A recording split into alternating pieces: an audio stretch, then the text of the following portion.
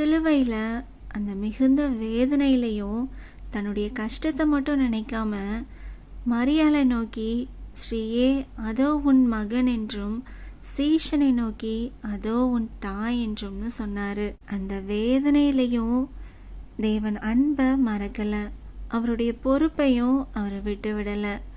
அதே மாதிரி ரூத்தும் தன்னுடைய வாழ்க்கைய இழந்ததுக்கு அப்புறமாவும் எல்லாமே இழந்த சூழ்நிலையிலையும் கூட தன்னுடைய மாமியாரான நகோமியை விட்டு விடலை. அவன் என்ன சொன்னான், நீங்கள் போகிற இடம்லாம் நானும் வருவேன், உங்கள் ஜனங்க தான் என்னுடைய ஜனங்க, உங்கள் தேவன் தான் என்னுடைய தேவன்னு சொல்லி தன்னுடைய மாமி கூட துணையாக இருந்தான்.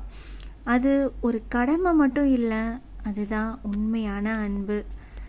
சிலுவையிலையும் ரூத்தின் வாழ்க்கையிலையும் அன்புனா என்ன, பொறுப்புனா என்னன்னு நம்மளுக்கு தெளிவாக காட்டப்படுது.